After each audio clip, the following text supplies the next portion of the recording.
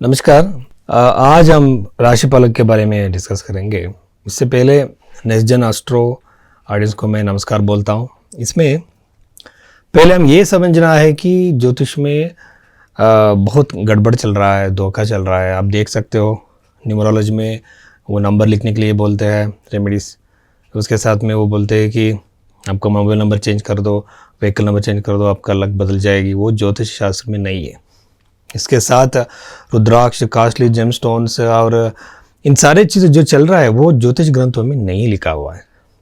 आप सिर्फ बृहत पराशर वरा शास्त्र ग्रंथ में जो लिखा हुआ है उसको उसके ऊपर भरोसा करना पड़ेगा। आप देख सकते हो पराशर ग्रंथ में सिर्फ मंत्र जाप और रेमेडीज जो है वो मंत्र जाप और दान के बारे में ज़्यादा है। जो भी ग्रह का दशा चल रहा है उस दशा ग्रह का जो मंत्र मूल बीज मंत्र होता है वो मंत्र को पठन करने से आपका समस्या से बाहर आ सकते हो।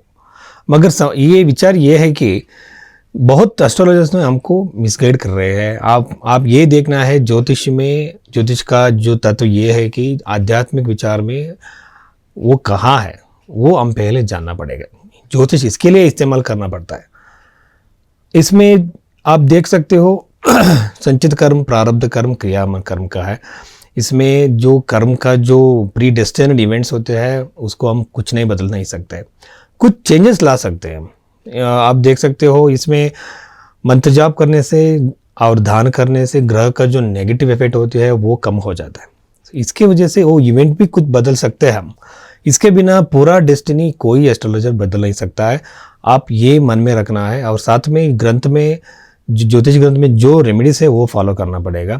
और एक विचार है, जब भी हम जन्म कुंडली देखते हैं ना, हम वहाँ लग्न से, चंद्र से, पाद लग्न से और मल्टीपल दशा से भी अप्लाई करना पड़ता है। जेमिनी की जो चार दशा होता है उसमें योगिनी दशा होते हैं, बहुत सारे दशा होते हैं, सिर्फ विंशोत्तर दशा नहीं। इन सारे दशाओं को हम इस्तेमाल करना पड़ेगा साथ में। और एक विचार है यहाँ बर्थ टाइम रेक्टिफिकेशन का एक विचार है। बहुत एस्ट्रोलॉजर्स ने जो आप टाइम दे रहे हो उसी टाइम के ऊपर आधार पर जन्म कुंडली निकाल कर आपको प्रेडिक्शन देते रहता है, वो सही नहीं निकलेगा। क्योंकि ज्योतिष का जो बेसिक विचार है कि बर्थ टाइम का हम रेक्टिफाई करना ही पड़ेगा। Without correct birth time prediction सही नहीं निकलेगी। इसलिए जो एस्ट्रोलॉजर है आपको प्रेडिक्शन देने से भी पहले वो आपका बर्थ टाइम रेक्टिफाई करना पड़ेगा। बिना रेक्टिफिकेशन आपका प्रेडिक्शन सही नहीं हो पाएगी। ठीक है, इस प्रकार से जन्म कुंडली को देखने के लिए आप जो नीचे जो नंबर है वो नंबर को मुझे कॉल कर लीजिए। उसी नंबर में आप कंसल्टेशन ले सकते हो। हर तरीके से, हर प्रकार से जन्म कुंडली को हम साइंटिफिकली एनालिसिस करके मैं आपको प्रेडिक्शंस देता हूँ। नमस्कार, आज हम डिस्कस करेंगे मीन राशि वालों के लिए अक्टूबर महीने में क्या क्या होने वाला है। प्रेडिक्शंस के बारे में हम देख रहेंगे। देखिए, जो राशिफल है वो सिर्फ हम 20% लेना पड़ेगा।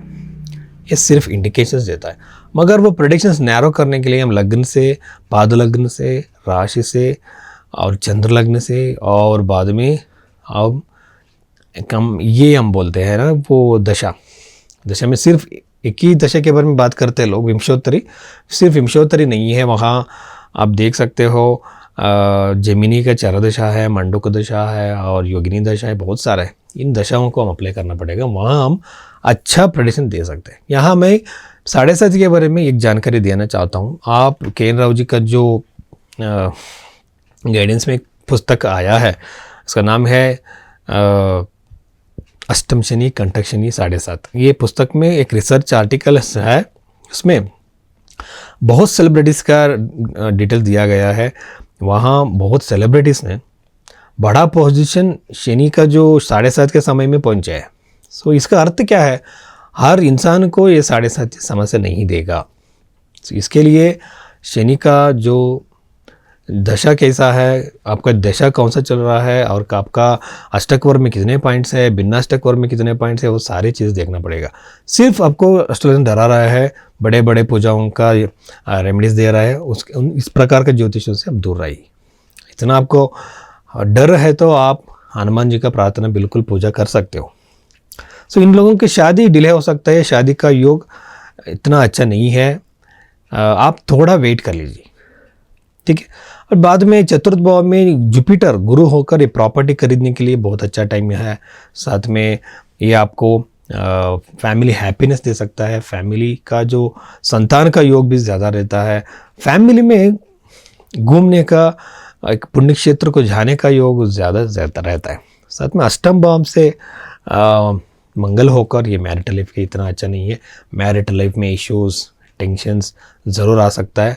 इसको आप बिल्कुल सॉल्व कर सकते हो। मैं आपको एक विचार बताता हूँ। देखिए, साइकोलॉजिकली हम अपने आप को चेंज करना पड़ेगा। बात करने में बहुत लोग हैं ना, उन लोगों का पर्सनालिटी चेंज करने में कुछ नहीं एफर्ट नहीं डालते हैं। सो बिना एफर्ट चेंजेस कैसे आएगी? आम ऐसा विचारों को समझना है, बात करना है, ज़्यादा से ज़्यादा फोकस करना पड़ता है रिलेशनशिप के बारे में। यहाँ मैं आपको एक पुस्तक के बारे में बताता हूँ। वो आपको वरी क्योर नाम का एक पुस्तक है, वो आप पढ़ सकते हो। उसमें हर चीज़ का, समस्या को सॉल्व करने का तरीका रहता है कॉग्निटिव थेरेपी में। नमस्कार।